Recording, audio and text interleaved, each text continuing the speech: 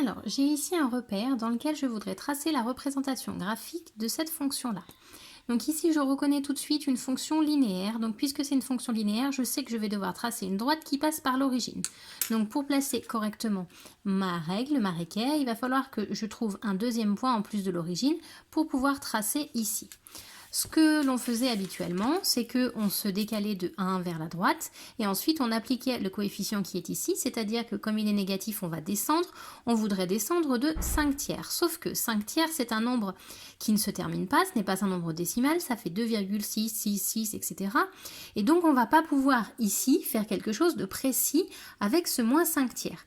Donc il va falloir qu'on trouve une alternative puisqu'il est hors de question qu'on fasse quelque chose d'imprécis. Ce qu'on va faire, c'est qu'on va utiliser les propriétés de notre fonction linéaire. Ce qu'on sait, c'est que si je me décale de 1 vers la droite, il va falloir que je descende de 5 tiers. Voilà.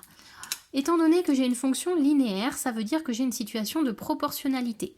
Donc, si je décide de descendre 3 fois plus, de me déplacer à droite, 3 fois plus, donc je vais me déplacer de 3 vers la droite, ça va me faire descendre toujours 3 fois plus. J'utilise la proportionnalité en multipliant des deux côtés par la même chose parce que j'ai une fonction linéaire.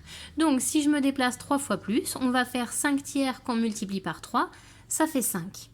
Comment est-ce que je trouve ça? Ici, j'ai 5 tiers que je multiplie par 3.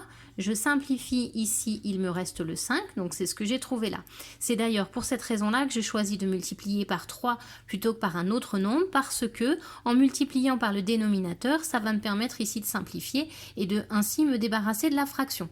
Donc chaque fois qu'on va être dans une situation où on a une fraction, on va utiliser cette technique de proportionnalité et le nombre par lequel on va décider de multiplier ici, c'est le dénominateur de notre fraction parce que ainsi on va pouvoir simplifier, se débarrasser du dénominateur.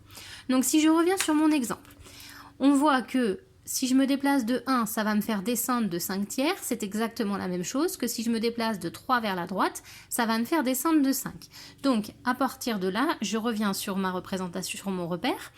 Donc si je me déplace de 3 vers la droite, je vais descendre de 5, donc moins 1, moins 2, moins 3, moins 4, moins 5. Le point qui est ici, qui a pour coordonnées 3 et moins 5, va donc être sur la représentation graphique. Et à partir de là, j'ai juste à relier ce point-là, l'origine, et à tracer la droite pour obtenir la représentation graphique que j'ai faite ici, d'accord, qui passe par le point 3 moins 5, que j'ai appelé grand C pour courbe avec un petit g parce que c'est le nom de la fonction qu'on avait là-haut. Et voilà. C'est comme ça que vous devez faire chaque fois que vous avez une fraction pour vous débarrasser du dénominateur et pour réussir ainsi à être très précis, parce que du coup on se rend compte que le point qui est là au niveau du 1, et bien ici ce nombre là c'est exactement moins 5 tiers, alors qu'à la main on n'aurait jamais réussi à le faire.